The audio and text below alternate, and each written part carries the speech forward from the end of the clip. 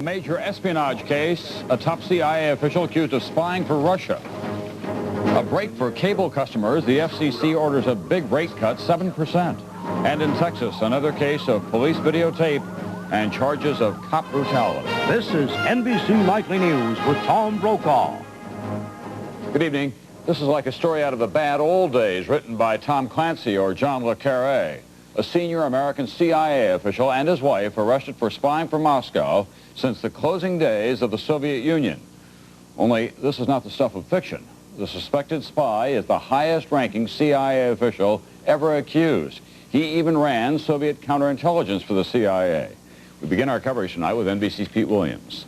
Hazen Ames and his wife Maria are charged with selling some of the most sensitive secrets the CIA had in return for more than $1.5 million. The FBI has been watching the Ameses intensively for over a year, including their suburban Washington house, worth over $500,000, expensive for a mid-level CIA officer making $70,000 a year. Authorities say money from Russian intelligence helped pay for it. Ames, who's now 52, is career CIA, over 31 years of service. In the mid-1980s, he was one of the agency's top officers in charge of recruiting Soviet officials to provide intelligence to the United States and responsible for monitoring Soviet efforts to get U.S. spies.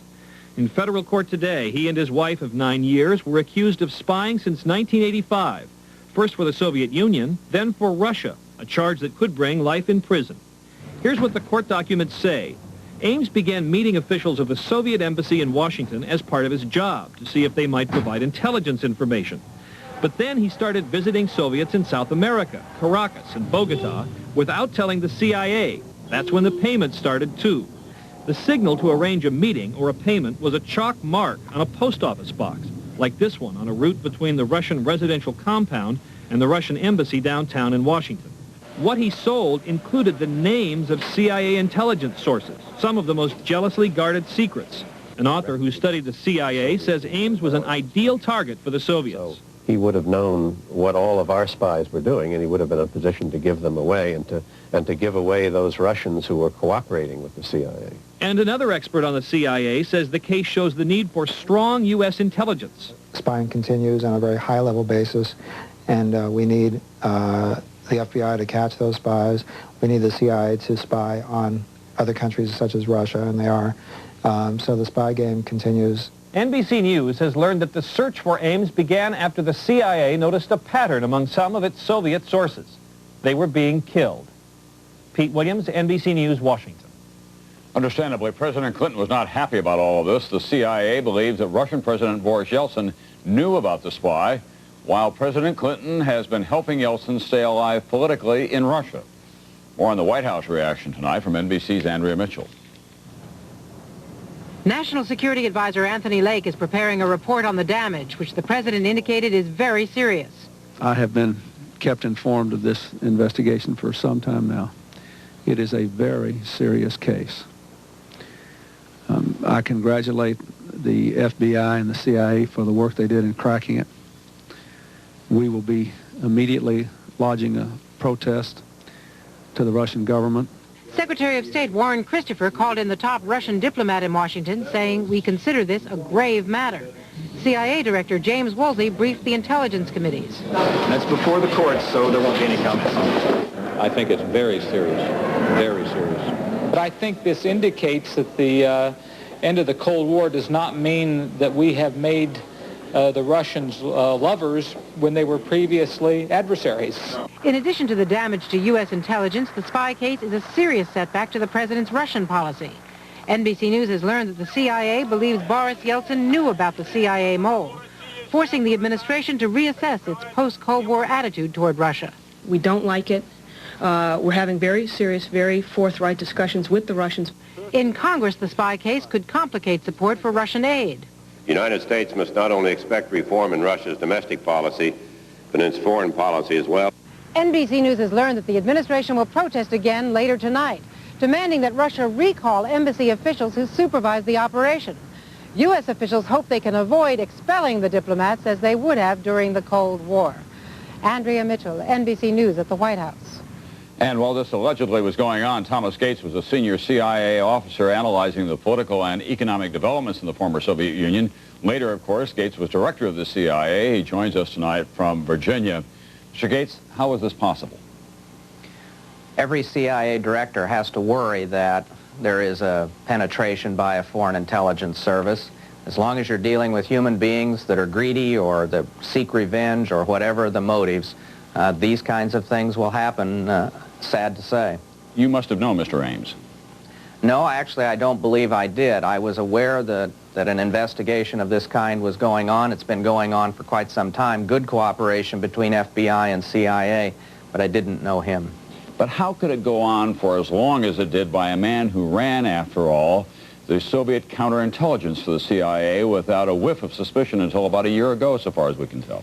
If the allegations are correct, he would have been in a good position to be able to do this, and as much as the counterintelligence staff that was involved is in fact the watchdog group within the CIA. What kind of information would the Soviets then, now the Russians, be interested in if there was no longer the nuclear standoff? The Soviets and then the Russians have continued to have the same intelligence priorities. First, technical information, the kind of thing the KGB sought, technology from the West, and they always have considered it a top priority to recruit someone from inside our intelligence services. You'll probably be asked by Congress what you think the United States ought to be doing about its Russian policy next. What are your recommendations? To be frank, I don't think anyone should be surprised that the Russians are engaged in spying. It's an awful thing that it's a person of potentially or allegedly of this from the agency and so on, but the Russians have continued to spy, and we've continued to talk about them spying publicly. All right, thank you very much. Thomas Gates, former director of the CIA, with us tonight. Also late today, Strobe Talbott, the Clinton administration's leading authority in Russia, was easily confirmed by the Senate as the Deputy Secretary of State. That's the #2 job in that department. When we come back in a moment, the government orders another cut in cable television rates. Will it work this time? Also, Tanya's showdown with Nancy, it is now less than 24 hours away. And feeding the hungry, a solution that takes leftovers and puts them where they're needed.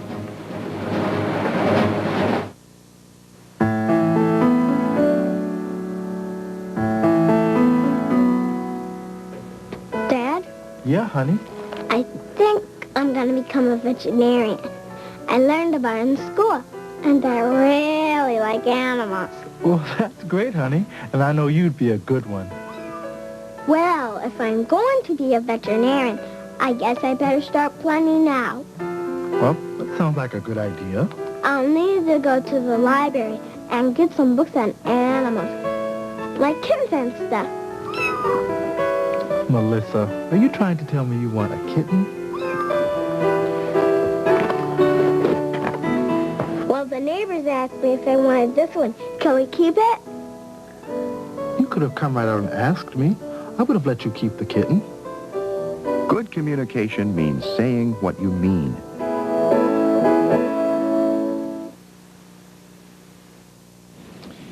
Interest rates may be heading up again. Federal Reserve Chairman Alan Greenspan back on Capitol Hill today said rates are more likely to go up than to fall, but he didn't say when. Greenspan also said the economic outlook is the best in decades. Wall Street must have liked what it heard today. The Dow was up today in active trading. On the way down, cable television rates. The government said today it is ordering a rate cut. That sounds familiar. It should. NBC's Robert Hager has more tonight. Cable TV systems were ordered to cut prices for the second time in less than a year.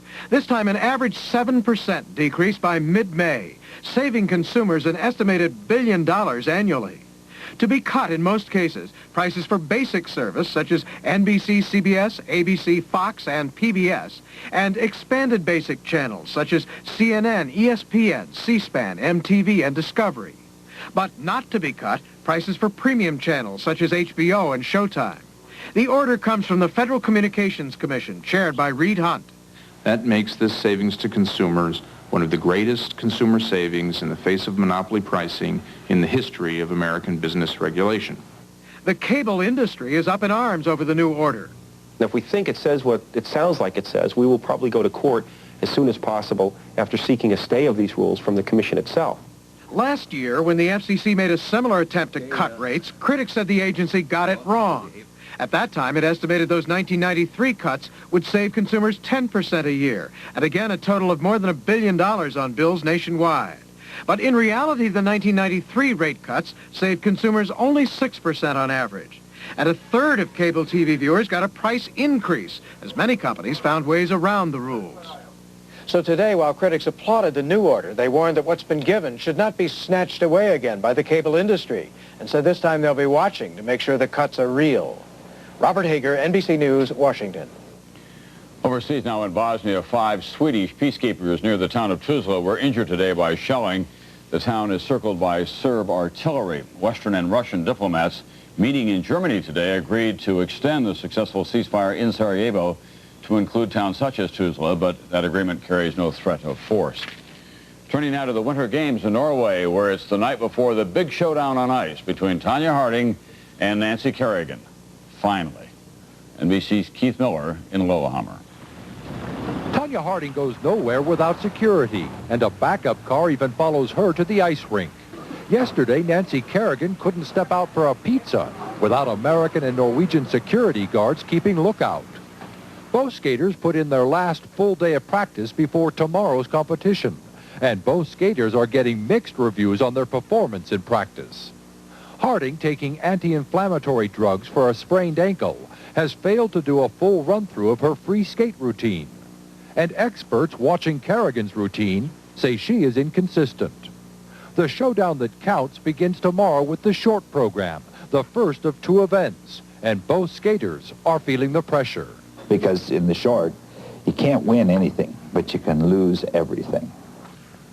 In Portland, Harding's ex-husband asked for permission to travel to Colorado next month to testify against her in a disciplinary hearing. The judge said no. Kerrigan, according to a close friend, is not happy about Harding being in the competition and reportedly will have a lot to say once the games are over. Kerrigan's parents have arrived to offer encouragement. Are you happy with how things have gone this week? Yes, very happy.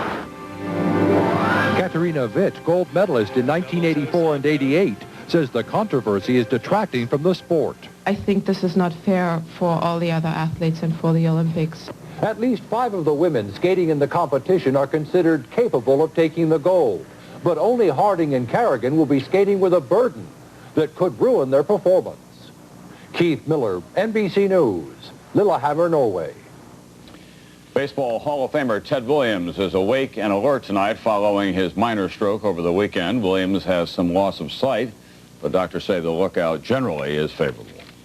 When we come back, Texas police dishing out harsh punishment captured again on their own videotape.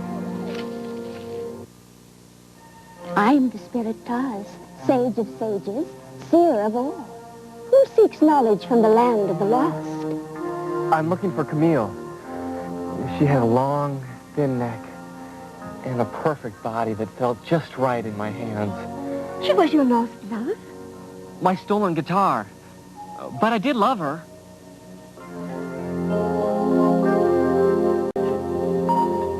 Camille, come back to us. I see a Stratoblaster 5000. Yes. I see a red, white, and blue whammy bar. That's her. That's Camille. But I do not see an operation identification number. Oh, that's Camille, all right. She didn't have one.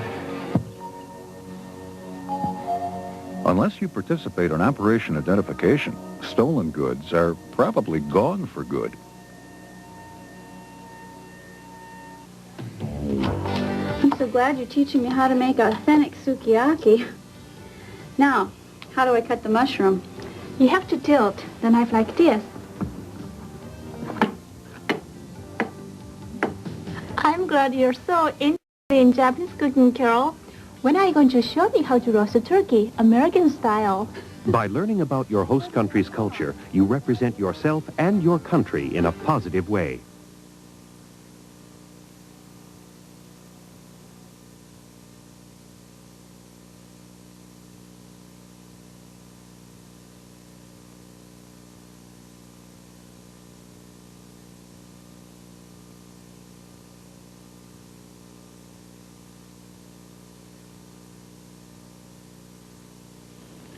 An update now on a story that NBC News broke last fall. The Justice Department today filed criminal charges against 9 people and a NASA contractor caught by a federal sting operation called Lightning Strike.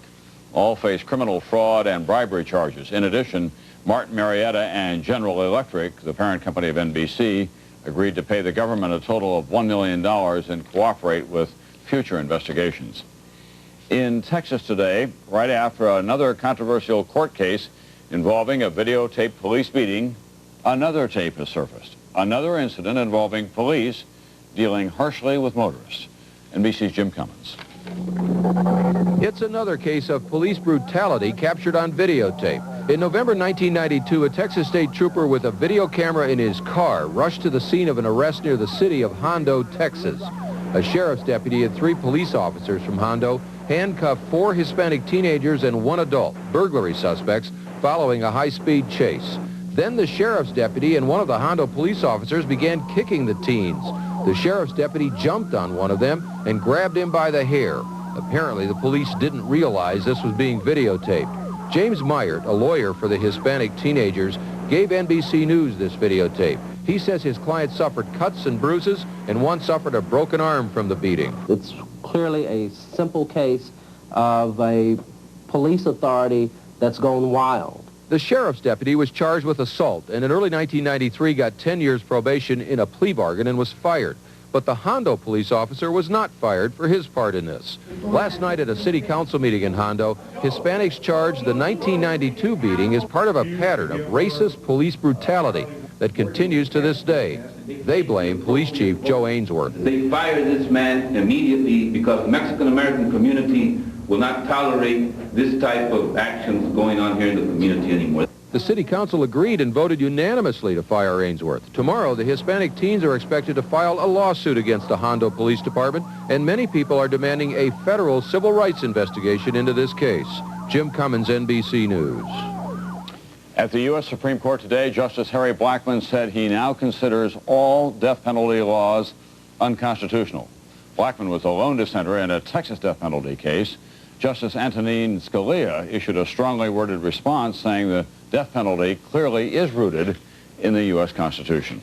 Also today, the Supreme Court let stand a lower court decision that allows people bumped from oversold airline flights to sue in state courts to recover their financial losses. When we come back, feeding America's hungry. Leftovers may be a big part of the answer. Oh, I got it. Earth Day. It's back. Nah. Well, how about this one? Go ahead. Make my Earth Day. Nah. This is it. We're trying a great taste of Earth Day. What? Oh, why are we doing more Earth Day slogans? Yeah, we did this Earth Day stuff last year. I don't get it. I'll say you don't. Earth Day isn't a one-time event. The environment is important all the time to everyone, wherever they live. You mean we can all help? Sure, you can start by reducing waste. Oh, and cleaning up this mess. And by reusing. And recycling. Let's make it Earth Day every day. Great idea. Thanks, kid. Don't thank me. Thank the National Wildlife Federation. If you become disabled during your military career, you are entitled to special benefits from the Department of Veterans Affairs. And to be sure you receive those benefits as fast and easy as possible, get an accurate copy of your complete medical records before you are discharged. Help make the system work better for you. If you've got your records, you may find it easier to get your VA benefits. For more details, contact the Federal Benefits Unit at the nearest U.S. Embassy or consulate. For over 150 years, horses played a vital role in the U.S. military. Horses carried soldiers into battle, helped evacuate the wounded, pulled supply wagons and heavy weapons. But times changed, and with the advent of mechanized vehicles, the need for real horsepower became a thing of the past. Today, military horses are used at ceremonial events and parades. Horses have made a lasting contribution to our military heritage. In health news tonight, we're talking about secondhand smoke once again. According to a new study, It can affect fetuses of women who don't smoke but are exposed to people who do. University of Toronto scientists found traces of nicotine in hair samples of babies born to such mothers. That's of concern, of course, because some studies suggest that children of women exposed to secondhand smoke may suffer developmental problems. More on the politics of health care reform tonight. Planned Parenthood said today it will spend $10 million lobbying Congress to make sure that abortion coverage is included in any final version of a health care reform plan. And on America Close Up tonight, feeding the hungry. There are millions of them across this country. The problem is getting food. And as NBC's Larry Carroll reports, the solution could be as simple as waste not, want not. It's lunchtime at Leanne Chin's Chinese Cuisine in Minneapolis. All you can eat for $7.95. Afterward, the buffet is still stocked with food that won't be served. In most restaurants, the leftovers are thrown out with the garbage, but this food is about to be rescued. After each meal, kitchen workers collect what's left of the buffet. Within hours, it's taken to a nearby food bank.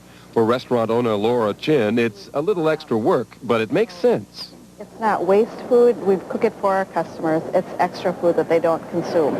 180 restaurants in the Twin Cities are part of a food rescue program called Second Harvest. The leftover food is distributed to 43 food banks.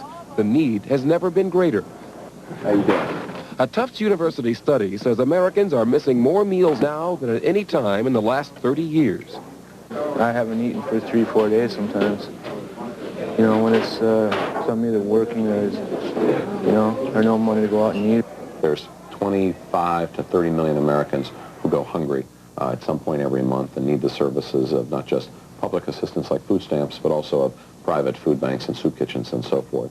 A solution to the growing hunger problem can be found in the food that Americans waste. Not table scraps or leftovers, but dishes, prepared but never served, perishable produce never sold. Got grilled venison skewers with Roman artichokes. I Cugini, a chic Italian restaurant, is part of a food recovery program in Los Angeles that rescued 300,000 pounds of food last year. Across the country, 125 organizations in 40 states distribute rescued food, more than 20 million pounds last year alone. This year, 138 more communities will join food rescue programs. All right, what do we have? I have 12 bags for you today. The success of these programs depends on food donors and people like Bruce Rosen, who coordinates a team of volunteers. The level of need is remarkable, and if you spend some time with these agencies and seeing what's going on in the streets, you'll begin to appreciate how many needy people there are in this city. Cookies? Uh-huh. Corporate help is rejuvenating the rescue effort. No one should go hungry. With help from American Express, a campaign called Charge Against Hunger raised a quick $5 million over the Christmas holiday season. The share to Minneapolis-St. Paul, $10,000, enough to add a driver and to equip a truck with a refrigerator. This helps to open up a whole new route for another 19 restaurants out at the Mall of America. And rescue more food. Those who rescue food are confident that their program can be part of the solution for millions, redistributing the harvest in the land of plenty. For America Close Up, Larry Carroll, NBC News, Los Angeles. When we come back, the latest rage in beauty treatments. You've heard of Miss Clairol. Now, would you believe Mr. Ed? In 1941, Franklin Delano Roosevelt becomes the first U.S. president ever to be inaugurated for a third term. At the movies, Oscars are given to How Green Was My Valley, Best Picture, Joan Fontaine, Best Actress for her performance in Suspicion, and Gary Cooper, Best Actor for his portrayal of Sergeant York. A date suddenly on December